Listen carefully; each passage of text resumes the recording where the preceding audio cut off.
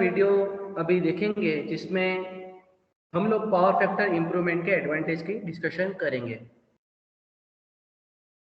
हमने आगे देखा पावर फैक्टर अगर लो है तो बहुत सारे लॉसेस है। Ultimately every losses comes to the financial losses. आपको फाइनेंशियल लायबिलिटी बढ़ेगी। आपके मशीन का परफॉर्मेंस अगर पुअर होता है, आपके प्लांट की एफिशिएंसी कम होती है, आपको ज़्यादा कैपेसिटी का वायर यूज़ करना पड़ता है, आपको बड़ी कैपेसिटी वाला मशीन लगाना पड़ता है, या जनरेटर ले लीजिए या ट्रांसफार्मर ले लीजिए, हर किस्से में ultimately it comes to financial liability. और ऑपरेटिंग कंडीशन भी है, जितना हाई रेटिंग जाएगा उतना ज़्यादा आपको उसमें ध्यान देना पड़ेगा।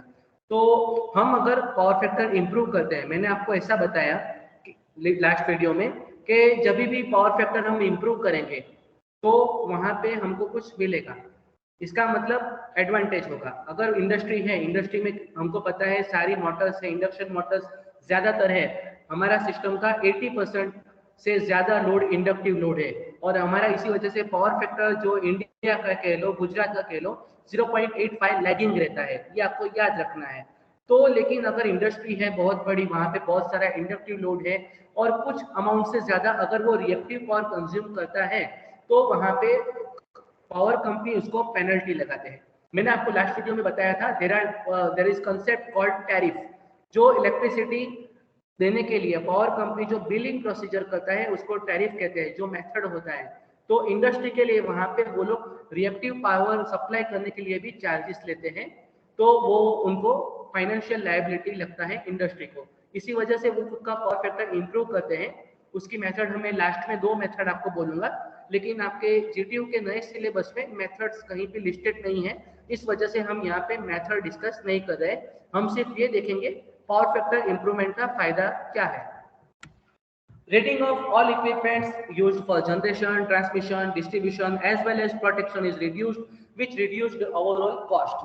आप जितना भी इन्वेस्टमेंट करोगे आपको पेबैक कैसे मिलेगा, आपका रिकवर कैसे होगा, कि आपके सारे इक्विपमेंट के रेटिंग कम हो जाएंगे और इसी वजह से ओवरऑल कॉस्ट आपका कम हो जाएगा। जनरेशन ले लीजिए, ट्रांसमिशन ले लीजिए, डिस्ट्रीब्यूशन ले लीजिए और प्रोटेक्शन ले लीजिए।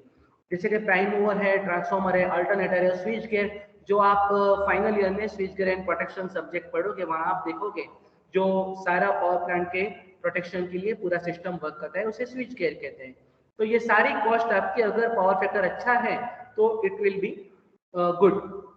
सेकंड देखते हैं दोस्तों, overall cost is reduced due to reduce size of cable wire in transmission and distribution. अभी मैंने देखा लास्ट वीडियो में बताया, आप हमने देखा क्या देखा कि अगर पावर फैक्टर 1 है तो लेट अस से 10 एम्पियर चाहिए, और पावर फैक्टर अगर हाफ हो गया तो 20 एम्पियर चाहिए। इसका मतलब पावर फैक्टर पुअर है तो आपका कंडक्टर का या कैपेसिटी भी बढ़ाना पड़ेगा, लेकिन आपका पावर फैक्टर इंप्रूव्ड है तो आपको उतना इन्वेस्टमेंट केबल में या वायर में नहीं करना पड़ेगा। ट्रांसमिशन और डिस्ट्रीब्यूशन का कैपिटल कॉस्ट कम हो जाएगा। बट ये voltage drop across the line and equipment is reduce. अगर वहां पे करंट कम है, पावर फैक्टर इंप्रूव्ड है, तो सिस्टम जनरेशन में से कम करंट खींचेगा आपका लोड, तो इस वजह से वोल्टेज ड्रॉप लाइन में कम होगा। इसी वजह से वोल्टेज रेगुलेशन, जो सेंडिंग एंड और रिसीविंग एंड का वोल्टेज डिफरेंस है वो डिफरेंस कम होना चाहिए। आइडियली हम लोग क्या चाहते हैं, अगर मान लीजिए 100 मीटर का डिस्टेंस है तो यहाँ पे 230 वोल्ट है, वहां भी 230 वोल्ट होना चाहिए, लेकिन प्रैक्टिकली वहां पे कुछ परसेंट का ड्रॉप होता है, तो वो रेगुलेशन डिक्रीज हुआ तो वोल्टेज रेगुलेशन इंप्रूव होता है। अगर इट शुड वीएस और वीआर, सेंडिंग एंड और रिसीविंग एंड का वोल्टेज दोनों सेम है तो it is good voltage regulation, तो वो आपका पावर फैक्टर अगर अच्छा है तो that is possible. Heating is reduced due to reduce losses. आपका अगर करंट कम है तो हीटिंग कम होगा, इसी वजह से लॉसेस कम होंगे, तो वो एक एडवांटेज है। और last one, efficiency is improved due to reduce losses. Ultimately देखो एफिशिएंसी है वो आपको लॉसेस के रेफरेंस में कंपेयर करते हैं, क्योंकि हमारा इनपुट तो होता है लेकिन आउटपुट जब मिलता है तो इनपुट प्लस लॉसेस होता है। आपका आपका जो आउटपुट कितना होता है, इनपुट माइनस लॉसेस, इनपुट में से लॉस माइनस हो जाता है, तो इसी वजह से आपके लॉसेस है वो एफिशिएंसी पे ज्यादा इफेक्ट करते हैं। अगर आपने अच्छी पावर फैक्टर अच्छी तरह से पावर फैक्टर इंप्रूव किया तो उस वजह से आपका करंट ओवरऑल रिड्यूस होगा, तो उस वजह से आपके लॉसेस कम हो जाएंगे, तो एफिशिएंसी आपका मशीन की बढ़ जाएगी, पूरी सिस्टम की एफिशिएंसी बढ़ेगी। दोस्तों यहाँ पे मैं पावर फैक्टर इंप्रूवमेंट की आपको मेथड नहीं बता रहा हूँ, there are two methods, synchronous condenser method and capacitor bank method. ये मेथड्स आपके नए सिलेबस में नहीं लिखी गई है, इस वजह से मैंने यहाँ पे नहीं ली है।